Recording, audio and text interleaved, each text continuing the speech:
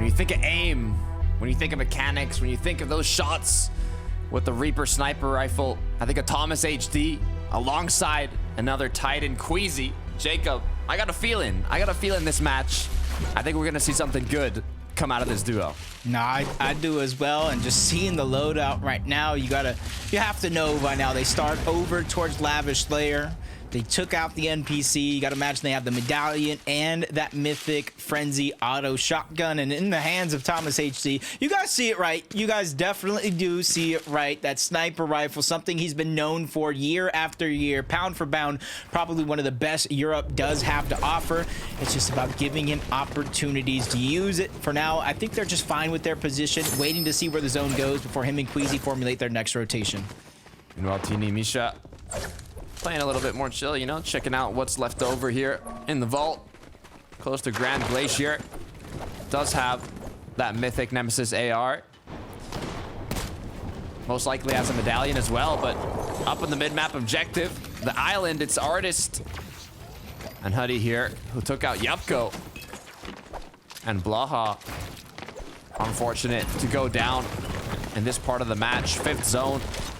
You use a lot of time in these formats where you play out 10 matches and you don't get a lot of points, especially placement wise. But for Artist and his duo partner, it's looking very bright now. Full materials, refreshed up, full heals. They're feeling good. Seeing them right now where they're positioned deep inside of that house, it almost makes me wonder what kind of fight actually did go down. Typically on Loot Island, it stays towards the capture point, but somebody must have been on the chase for it to get that deep into the house. But nonetheless, huge victory to keep themselves going in this game, just like Casper and Prism. Just on the edge of zone, 2 more teams to the east of them, 1 more farther east, and even some position towards the west. And this is where they get to make that decision. Are they fine where they're at, currently positioned, or they want to rotate out? As we jump on board, a Victory Royale winner going up against Vidil, as Reason is already down, is already out. He's going to have to try to make something of nothing, but whoa. From what we've seen throughout Chapter 4, is this is the position in which he thrives in Under Siege, forced to fight for his life. But I might have called it too soon. Snow has already won a game, and he's ready for his next. Snow in his natural habitat here. Feeling good. I mean, he got the 2 eliminations, but at the same time, he lost his duo partner. And it's quite difficult to get a reboot this far in the match, but anything is possible. Let's see how he made his opponent slip up here. How he was able to take out Vidil. It was that one quick shot as the ramp edit came through, freezing his opponent. Those are those moments, man, when you gotta get surprised and you just can't freeze up. You gotta keep things moving. You gotta keep things flowing. Purchawa and Vexl going back into the loot, replenishing some of those crash pads. Gotta imagine they have some sort of flowberry or fizz onto Vexl. Try to make these crash pads that much more easier. Yep, they're gonna go for the sprint crash pad. They're about to fly like a couple of birds. Fly in the sky. Look at them go. I love the rotates. I mean, especially when you see that combination of the flowberries and the crash pad. You can go so far, you can go so high up, but at the same time, you also open yourself up to getting tagged quite a bit. And with players like Thomas HD in the lobby, who has that Reaper in hand, I mean, I'd be scared, Jacob. Personally, I don't know how I'd be feeling flying around. But Marco, Fire Bro, I mean, they're relaxed. Could be watching us right now. I mean, who knows? He's sitting there looking at his ramp, and there it is. Now it's time. Get that rotate on. We're on stream. We're on stream. Let's make a play. Let's make a play. And their play right now is a smart one indeed. Not as exciting as some would think, but it's just go to the slow side of the zone. They know this 50-50 means nobody is on that side of the map just yet. And so they're just finding so much open space, open land. And you can see they're just waiting for somebody else to rotate towards the slow side of the zone. They're not even building. I really, really wonder if this is going to work out for both Marco and Firebro. I mean, those sneaky strats do work out quite a bit, to be fair. Whether it be a bush, whether it be in the crack of a roof in a bathroom, or in this case behind a rock. You don't expect players to be there. Just one player going up to farm that rock could be what decides their fate. And look at this. Blurfire, please tell me you don't need brick. Oh, that's not the same rock. Okay, I thought they were still there. I was like, wait a minute. This could be dangerous. But no. Looks like the rotation kept on through. Yeah, they rotated early. They realized they were on the slow side of the zone. They just want to continuously beat a lot of the teams to the punch, especially since it's continually moving towards the west. That means the entirety of the lobby got a pretty far full on that rotation. So you want to find your comfort zone rather quickly. And man, what a comfort zone they found. A couple of layers high in the sky as well, which gives them an opportunity to survey the playing field, figure out where everybody is rotating in from, because majority of the lobby already has to make that rotation.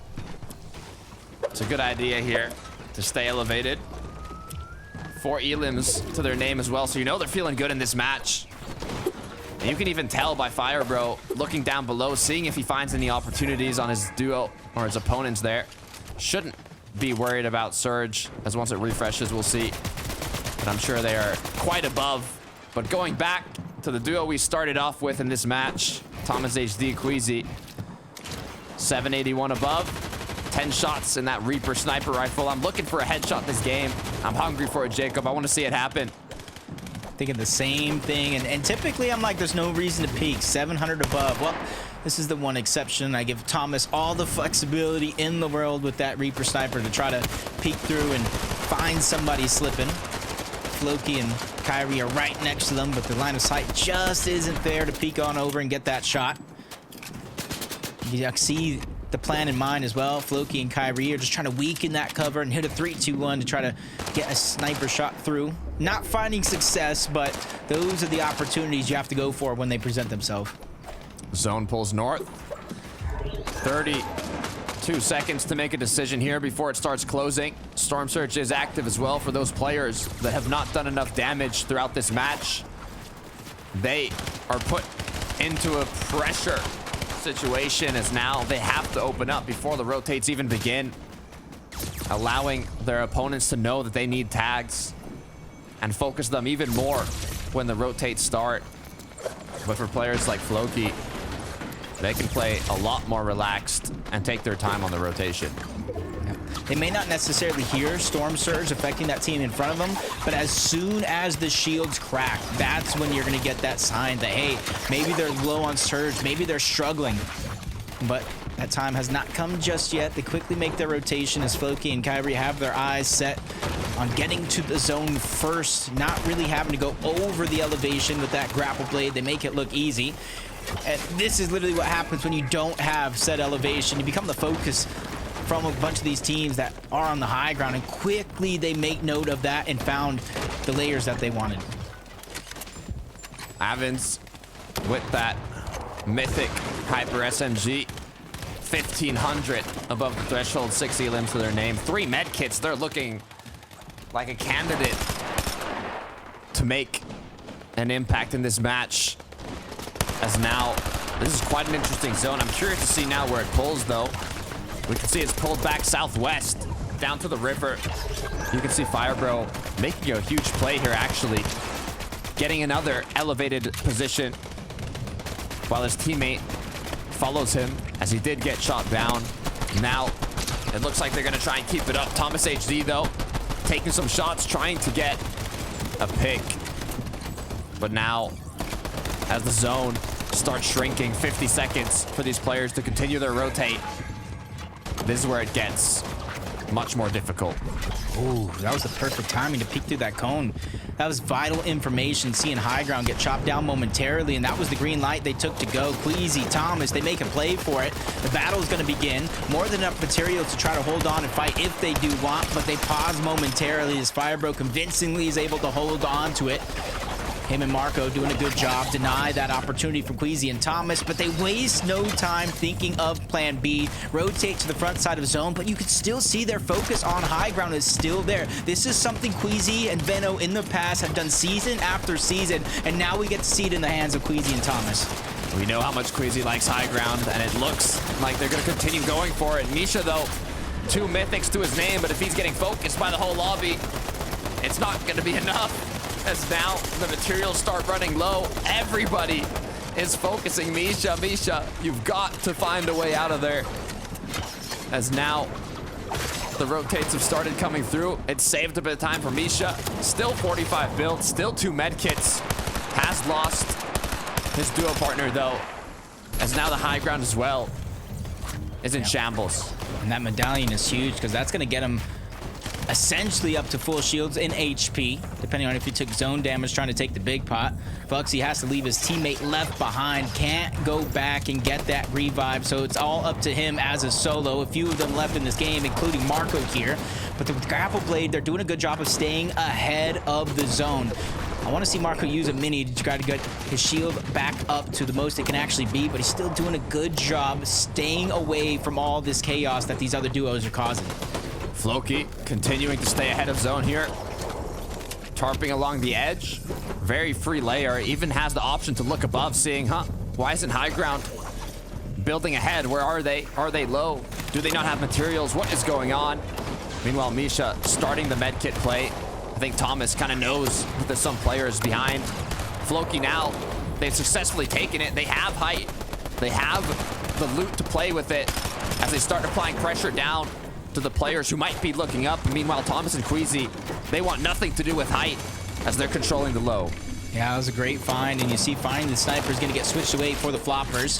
Possible win condition in their hands at this moment. Definitely doesn't beat out a med kit, but if everybody gets taken down just like that, he won't have to worry. Misha even finding another elimination as a solo, getting those siphon mats, keeping his journey alive in this end game. Top 10 has finally been reached for everybody here left alive. Incredible job from Misha here, surviving as long as possible, but now it's against the duo, and it's not any duo. It's Thomas HD, it's Queasy. Misha, you want to take an engagement with anybody except for that duo in this lobby right now. They're looking healthy. They're close together, filling themselves up on heals now, as Floki's still up above, applying pressure, taking out those duos that might be wanting to contest them. 2 medkits to Floki's name. Misha with another one. That's 3 as he continues his wrath. These are huge finds, not only on the eliminations, but the medkits and mats that he is picking up, keeping himself alive, but he drops down a layer to get away from somebody else, but into the hands of a whole nother team in the name of Thomas and Queasy, who find their 6th elimination this game as a duo. But it's the heals that only worry me. So far, majority of these games came out to medkit heal-offs. Floppers will not do the trick, but I don't see medkits anywhere in sight. Kyrie's going to go down, leave it all up to his teammates. Another player's going to get dropped. It's almost like it's a solo FNCS. And here it is, Queasy, 3 medkits, 1 flopper, but be careful. He is not the only one playing heal-off. It looks like a heal-off fest right now. Floki up above has 2 medkits onto his last one. We have Kubas here, 2 more medkits left while he's still popping one. Queasy as well with 2. This could be close. This is his last one, his last opportunity. Purchawa might have the lead in terms of medkits, so Queasy's gonna have to go on the hunt. Floki runs out, gets Queasy, takes him down, makes it that much easier, gets more placement points with the elimination. Kubas down to his last medkit. Purchawa down to his last medkit as well. Kubas runs out on the other side of the wall. He goes in and gets sent right back on out by Purchawa as he wins the game, defending the heal off. Purchawa, quick hammer pump shot to the head, securing that elimination. It's always stressful. You got to make the decision. Do I keep holding the med kit? Do I take the shot? Do I take the engagement? But once you're running low on heals, you have your opponents hunting, trying to find the other players, playing that heal off, and just in those final moments, you need to connect that big pump shot. Yeah, it's those perfect moments that are timed to perfection of when you stop your med kit and break into the box while they still have theirs being attempted. But at the end, Queasy trying to make something, gets taken down by Floki, who eventually gets taken down to the zone, which led us to the 1v1 heal off and aimed perfectly to take down Kubas and get his 4th elimination of the game so far. Fantastic game so far,